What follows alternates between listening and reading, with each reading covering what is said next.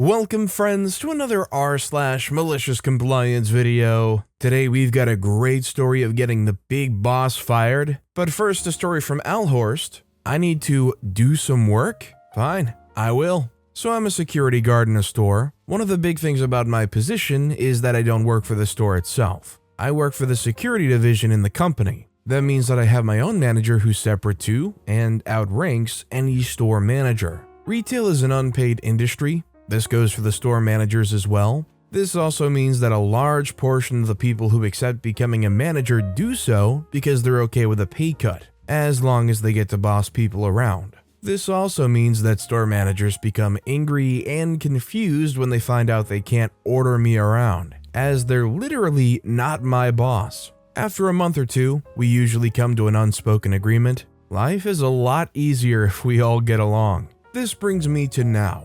We got a new store and deputy manager a couple months back, and they were the same way. First, they wanted me to work on the tills so they could save money on staff, which I told them is not happening, and then they wanted me to help them out on the shop floor. Now, I do help out, usually with lifting heavy items or helping out customers, but that's part of the whole make each other's life easier part, not because I have to. Both the managers didn't really seem to understand this. They wanted me to move an entire aisle of furniture, which they could have done themselves but couldn't be bothered. I helped with a few, but my back was hurting at the time, so I said I couldn't do more. The deputy manager then told me that if maybe I do some work, my back would stop hurting. I then later found out that the store manager also reported me to my manager for not moving the aisle of furniture. My manager said what I said, not my job. Do it yourself. This really pissed me off, but I took it to heart. You see, both managers didn't know that I knew they were stealing.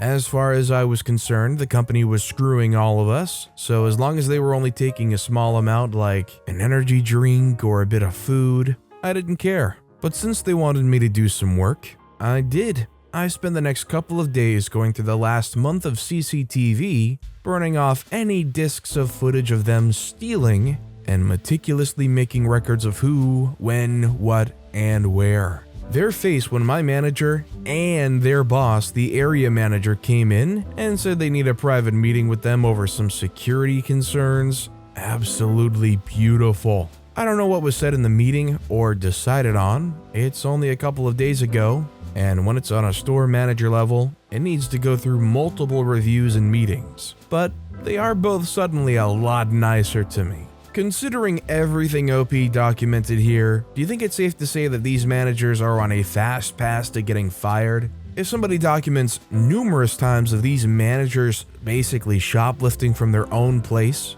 do you think they're doomed? They're gonna get fired? Let me know in the comments. And by the way, if you're enjoying these stories, make sure to hit those like and subscribe buttons down below.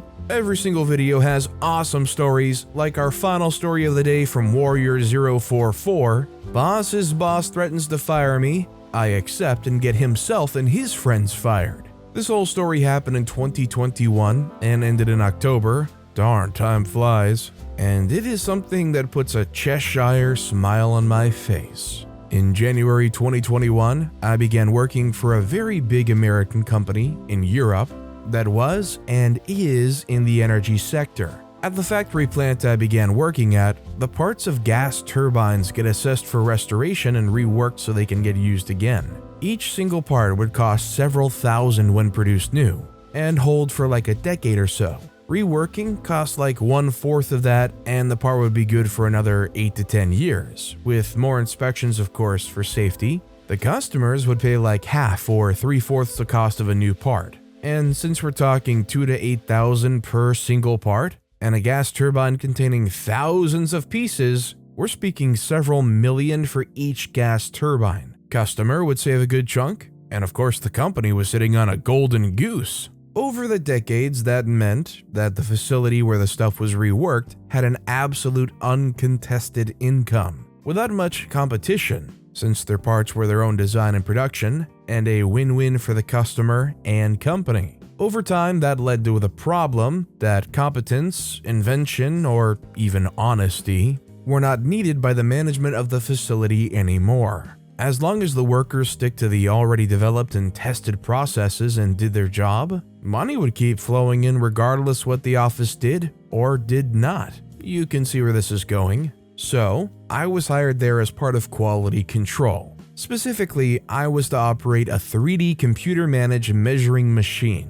Gas turbines get, as you can imagine, pretty hot and spin fast, and a decade of heat combined with dynamic stress has the nasty habit to deform stuff. Can't have that for sure, so you have to measure the stuff really precisely so that the production knows what section of which piece needs reworking, or if a piece is too out of form to be used again at all. The operation of such a machine is not too complicated. Put the piece into bracket, clamp it down, load the correct model, and start the program. You then get the measurement report then as a text file, an Excel, as well as a PDF. The pieces, usually rotary blades, nearly always came in sets, 24 to 216 depending on the size. When all are measured, you compile all the reports the machine made into one Excel with a somewhat complicated method. Wasn't hard, I learned that all in a week. That machine was immensely important for the facility, running in 2 to 3 shifts per day. Like 80% of all the pieces that went through the reworking process had to be measured at least twice. As nearly anyone with a technical background can guess, operating a machine and understanding what it's actually doing are two big different shoes. When I started there were only 3 guys that understood the machine properly, as well as a technician. Vladimir, who could actually fix codes or reprogram a 3D model if there was a problem. Vladimir, however, was the technician for the entire facility, very busy guy, and when he had to come over, his time would need to be paid by the department, something the bosses didn't encourage, so to say. Of the 3 guys who knew the machine, Antonio is important. He'd been working there for a few centuries at least. He knew every nook and cranny, and while being a simple worker, if crap went wrong, he was the guy you turned to. He had a bit of a short temper and a very blunt language, but he was honest, open, and very fair. I myself am not the most social person, always held back, with a brutal honesty, and I take my professional, cold attitude a bit too serious, I guess. In general, if people share my principles of honesty, fairness, and taking responsibilities serious, then we get along greatly. But with people that are less trustworthy, I basically turn to an ice block. Not perfect, I know, but hey, I don't work in retail for good reason. So thing is, despite some heated arguments, Antonio and me really got along swimmingly. What no one knew was that Antonio had, over the decades, collected such a backlog of days off, overtime, and whatnot, that he could retire 2 years early, and he was 63. He had decided to groom me as his successor and began teaching me every little detail about the measuring machine. How to fix stuff, how to do proper maintenance, why it did certain stuff, and so on. He was a perfectionist, but so am I, so I really appreciated it. What I noticed in my first week in the company was the biggest problem there. The facility had a massive problem with cliques, clans, and little circles. If you were part of the correct clique, you could do what you want and remain untouchable. If you aren't, well, your credit goes to anyone but you, and you are a fine scapegoat. I didn't care much about it, to be honest. I'm a bit of a rule fanatic and stick to them even when everyone else ignores them. For me, this was a well-paying job with a horrible commute, 1 3/4 hours in one direction, so I wanted to stay there for as long as I could, earn my money, and then just take the next job. There was a 4th guy who was operating the machine. I don't remember his name, so let's call him Igor. Igor was part of the same clique as my boss, Manuel, and my boss's boss, Freddie, and of course his own boss, Boris, who was also his brother. He was working the measuring machine simply because it was the most comfortable job he could perform. He was usually doing the night shift, as those paid extra. He occasionally took the late shift, while I always took the early one. Was the least popular due to the start at 6 a.m., but I liked going home at 3 p.m. Igor was, well, as a light bulb, he was like a wet match in a dark basement somewhere in a black hole. I might be a bit too harsh on him now, but that was all I ever got to see from him. He was also pretty lazy, rude, and arrogant. After all, he had an untouchable status due to his brother's best friend being boss of the entire assessment department. A good 6 months after I started there was the first incident with the measuring machine. We received the material in pallets, and it was the firm rule that the rotary blades had to be sorted in numerical order. Each had a serial number and a set number. Stuff went a ton faster and easier if all was sorted clean 1 to 82, or whatever the set went up to. Occasionally an order, which were usually 2 to 4 pallets, would arrive unsorted at the measuring machine. Then we had to sort them. Since we had to lift the blades out one by one anyway to measure them, it wasn't that big of a deal, just a tad annoying. Igor never finished a set if he could help it, leaving just 1 or 2 blades left for measuring, and even when he had to finish a set and start a new one, he would never compile the reports into one Excel. I'm pretty sure he didn't even know how that worked. One morning I came to work, and like so often, there was just 3 blades left to measure. I shrugged without care and wanted to just finish the order and start the next. Problem was, the pallets were a complete mess, completely unsorted despite them being measured. Igor had worked the late shift the day before and would also work the late shift that day, so I would actually get to see him for a few minutes when I handed my shift over. This of course meant that I would have to sort all of the pallets while also operating the machine with the next order as to avoid a delay. The machine was a bit of a bottleneck in the facility.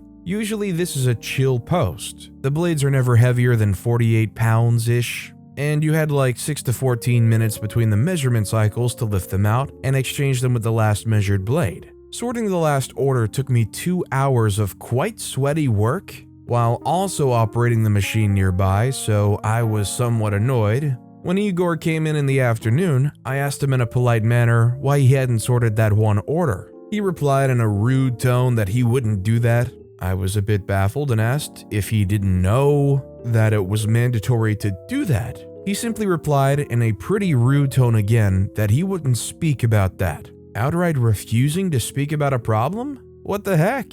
I told him that if he didn't want to speak about it, I would have to speak about it with my boss. He just smiled in a smug fashion and told me to do that. Well, I did just that. I asked my boss about it in the fashion of, "Hey, I thought we were supposed to sort that stuff, or did we change that?" This led to a 4-way talk with my boss, Igor, as well as Boris. Boris was not happy at all, and my boss was rather embarrassed because it was all clear that I was correct, but neither of them wanted to admit that their friend had done anything wrong.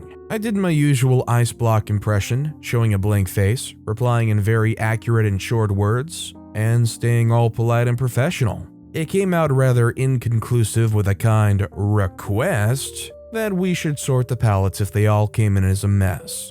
Igor just shrugged, and it was clear that he didn't care. It happened 3 more times that stuff came in unsorted, but Igor managed to avoid doing it ever. Okay, strike 1 out of 3.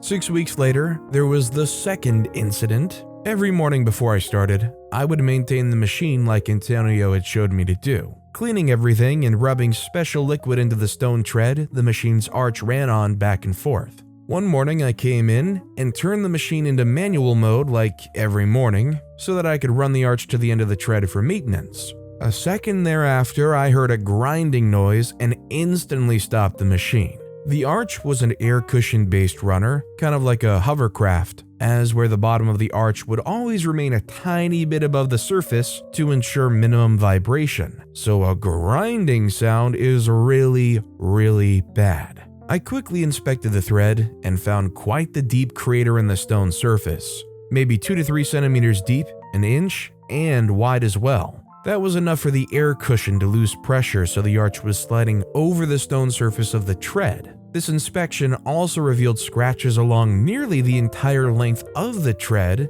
so it was pretty clear that the machine had been running with this crater for a good bit. I immediately shut down the machine, informed Vladimir as well as my boss that some big crap was going on here. I also took pictures of the damage with timestamps, just out of my usual paranoia. The machine was put out of commission as the arch had taken damage. The entire stone tread had to be reworked and the machine needed recalibration. It was out for over a month due to that crater. That crater, by the way, looked exactly like the bottom corner of one of the blade, as if one had been dropped onto the stone tread, and the previous shift before me had, drum rolls, Igor. Of course, he denied that he'd done anything wrong, and he also couldn't recall seeing any scratches, or hearing any grinding noise during his shift. He tried to blame it on me, but I'd reported the stuff like 5 minutes into my shift, with the last blade Igor had measured still in the machine. Again, it was clear to all who had messed up,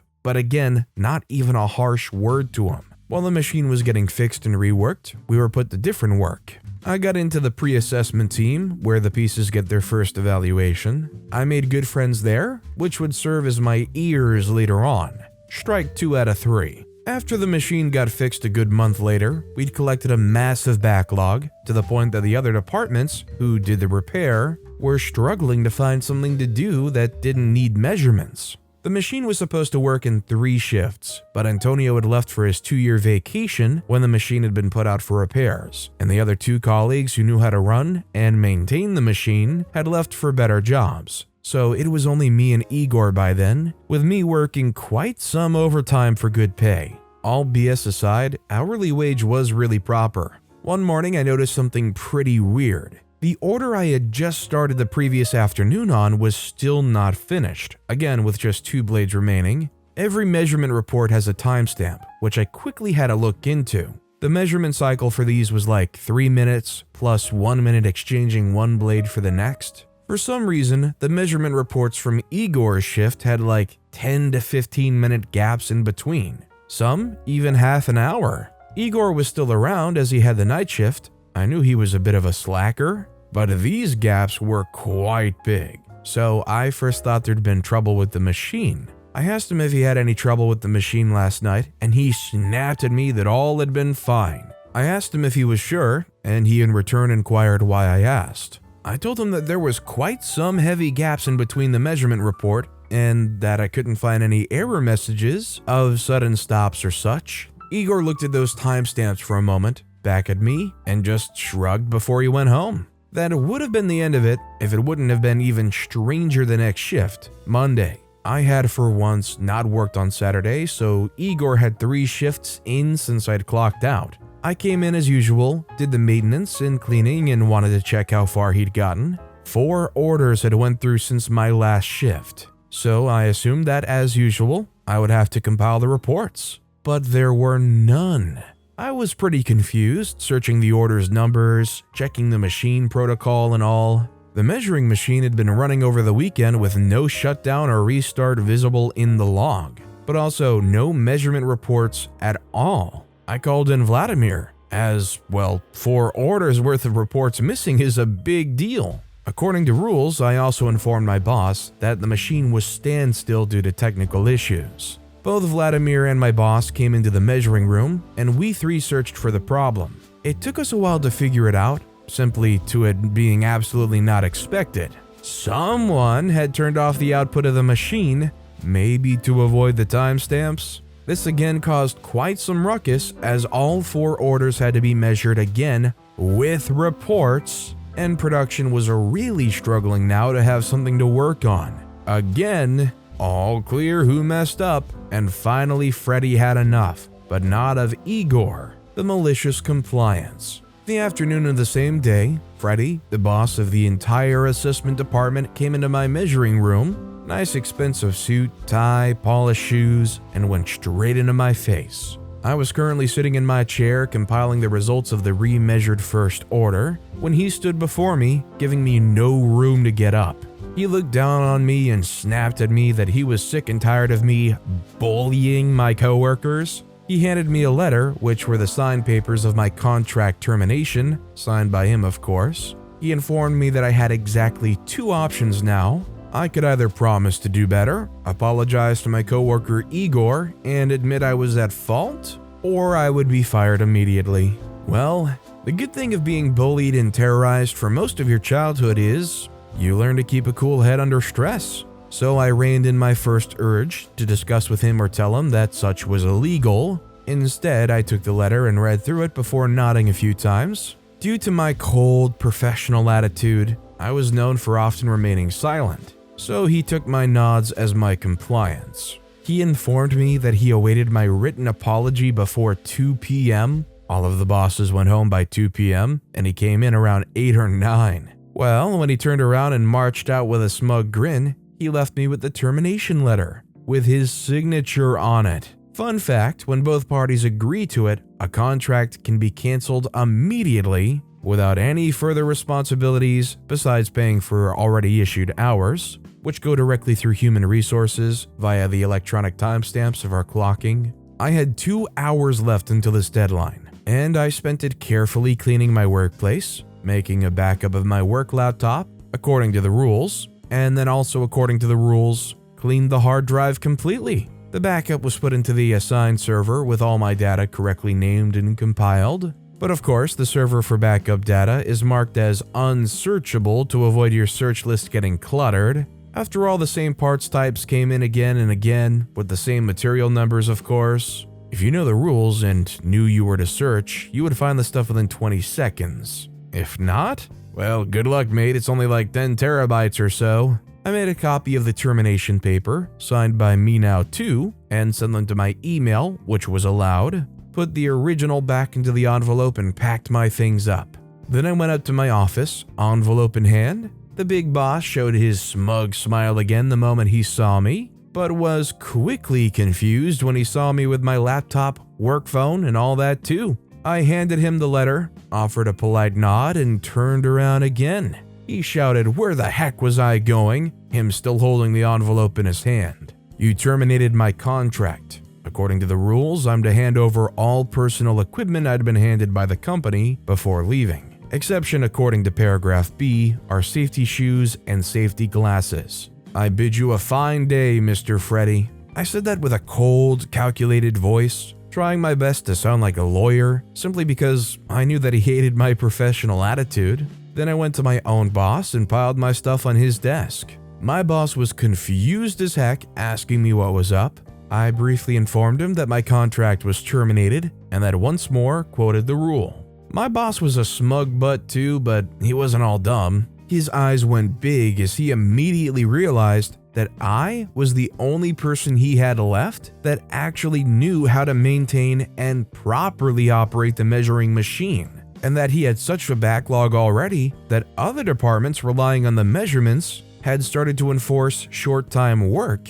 He was first lost for words and then rushed into Freddy's office to see that termination letter. Meanwhile, I changed my clothes in a locker room, went to the gate, and asked the security guards to please have a full inspection of my person and my backpack. That was likewise regulation for personnel that was terminated on short notice. And while the security guards were pretty baffled that I asked to be searched, they complied. They searched me fully and handed me a written confirmation that I had nothing on me that belonged to the company. My now ex-boss tried to call me all the time on my way home, but I dislike having phone calls in public transport, so I simply muted them and continued reading my book until I got home. There, 4 p.m. by now, so well past his own time to go home, I finally answered his call. He tried to convince me that I needed this job and that this all could be sorted. My reply: "I'll have a new job within a week. You will need to take at least a month to train someone new on the machine.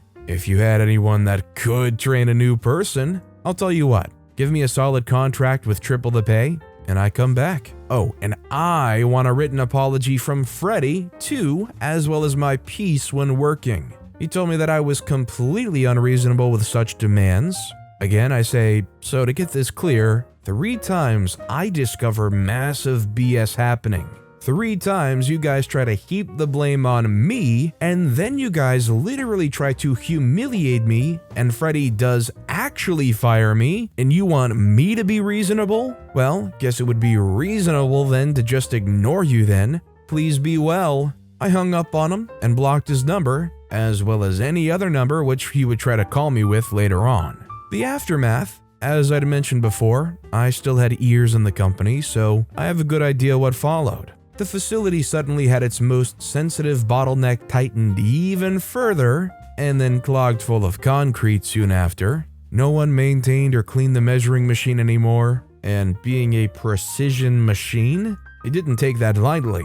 Vladimir was soon called in multiple times a day to fix a problem, which, in return, built up a backlog for him in other places. Things I, or previously Antonio, had fixed within a minute now took hours. Just for Vladimir to find time and come over and fix it in a minute. He tried explaining stuff to Igor, but yeah, didn't work well. Other departments ran completely dry of work, and of course they didn't want to bear the blame for missed deadlines, so the whole issue was pretty quickly reported up the ladder. And with no one wanting to take the hit, it climbed higher and higher before it eventually got onto the desk of the national CEO of the company, the highest entity of the company this side of the Great Pond.